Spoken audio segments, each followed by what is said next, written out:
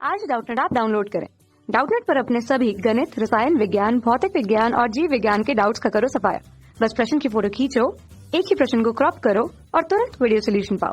अभी डाउनलोड करें। प्रश्न हमें दिया हुआ है कि किसी धातु की एक गोली जो 60 मीटर प्रति सेकंड के वेग से एक लक्ष्य से टकराकर स्थिर हो जाती है।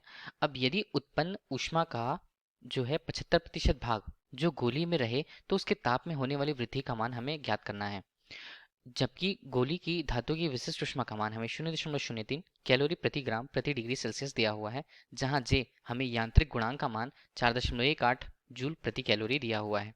अब जैसा जो प्रश्न में हमें दिया हुआ है वो स्थितियां हम ले लेते हैं। एक धातु है, धातु की बनी एक गोली के लिए उसका प्रारंभिक वेग यहाँ पर बताया गया v से उसे प्रस्तुत किया जा रहा है, जिसे हम 60 मीटर प्रति सेकंड यहाँ पर दिया है वो लिख लेते हैं। 60 मीटर प्रति सेकंड 60 मीटर प्रति सेकंड से के वेग से लक्ष्य से टकराकर वो स्थिर हो जा रही है। मान लीजिए इसके लिए माना हमने कि m द्रव्यमान का एक गोली है, ठीक है। m द्रव्यमान का गोली v वेग से गतिमान है तो उस पर गतिज ऊर्जा होगी। तो गतिज ऊर्जा को किस प्रकार लिखा जाएगा?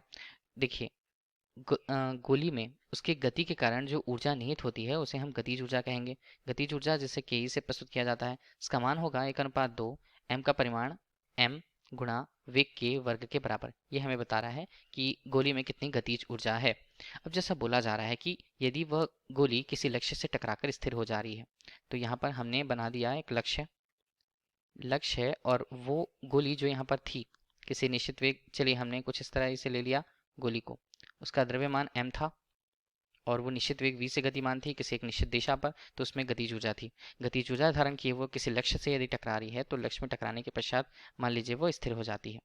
इस प्रकार ये बोला जा रहा है कि लक्ष्य पूरी तरह उसकी ऊर्जा को अवशोषित कर लेता है। किस रूप में? जहाँ जो गतिज ऊर्जा थी कि यहाँ पर वो ऊष्मीय ऊर्जा के रूप में परिवर्तित हो चुकी है, ऊष्मीय ऊर्जा।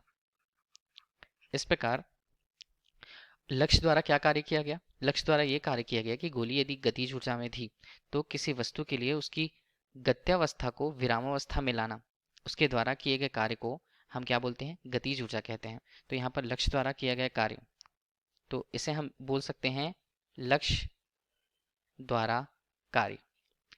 कार्य को किससे प्रस्तुत किया जाएगा? W से।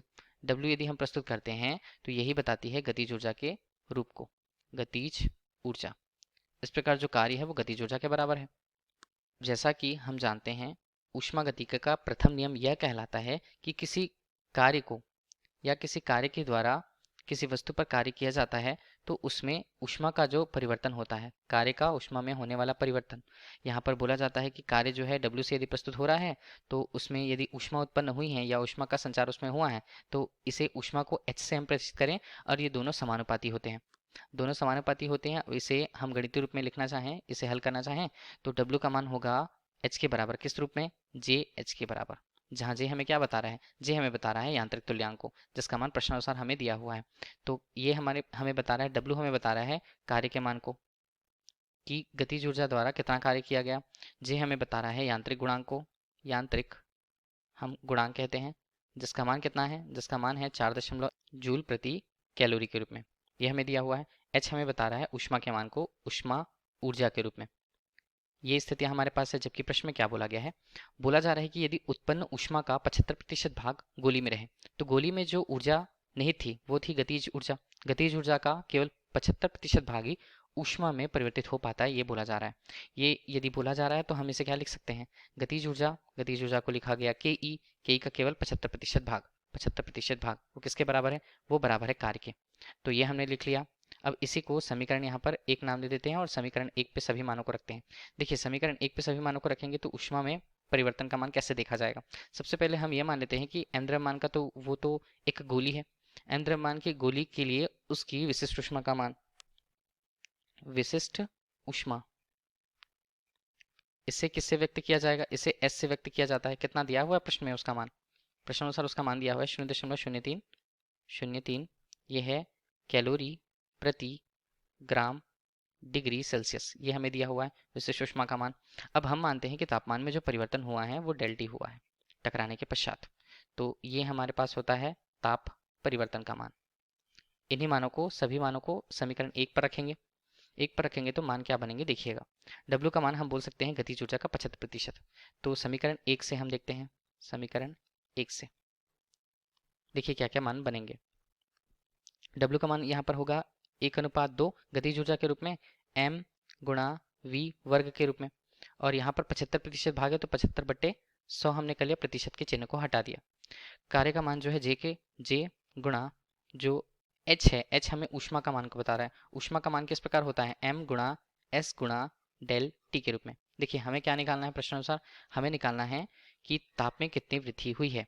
तो देखिए सारे पदों को हम अलग रख लेंगे और डेल टी का मान जो हमें निकालना है, m के मान यहाँ पर कटेंगे दोनों पदार्थों के लिए। देखिए गोली के लिए उसका द्रव्यमान तो निश्चित होगा, वो दोनों कट जाएंगे तो हमें डेल टी का मान कितना मिलता है, ये मान बनता है v वर्ग गुणा 75 बटे नीचे हम लिखेंगे 100 गुणा होगा 2, यहाँ पर j का मान और यहाँ पर s का मान इस तरफ आएंगे। डेल टी का मान हमें निकालना है, बाकी सारे पदों के मान। ये हमें 60 मीटर प्रति सेकंड दिया है, 60 का हम कर लेते हैं वर्ग गुणा यहाँ पर बनता है 75, नीचे मान है 100 और गुणा 2। जे का मान हमें कितना दिया 4.18, वो दिया है जूल प्रति कैलोरी पर, और एस का मान हमें कितना दिया हुआ है 0.03 किस पे दिया हुआ है, ये हमें दिया हुआ है ग्राम पर। यदि हम इसे किलोग्राम परिवर्तित करें तो प्रति ग्राम पर था, तो प्रति किलोग्राम में यदि परिवर्तित करना है तो 10⁻³ का यहाँ पर गुणा करना होगा। 10⁻³ का हम गुणा करते हैं तो डेल टी का मान अंतिम रूप से हमें कितना मिलेगा, पहले हम मान को देख लेते हैं। ये 3 और ये 4 के रूप में 60 का होता है 3600 गुणा हमने यहाँ पर किया 3।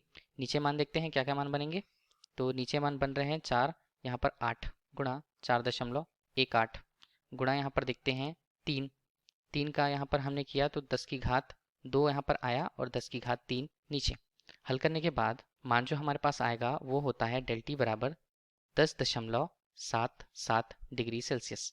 अब हमें यही बता रहा है कि ताप में कितनी वृद्धि हुई है, यही इस प्रश्न का उत्तर होगा। 10.77 डिग्री सेल्सियस की वृद्धि ताप में यहाँ पर हुई है।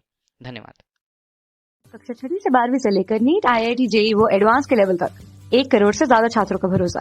आज ही डाउनलोड करें डाउटनेट ऐप या व्हाट्सएप करें अपने सारे डाउट्स 8400 400 400 पर।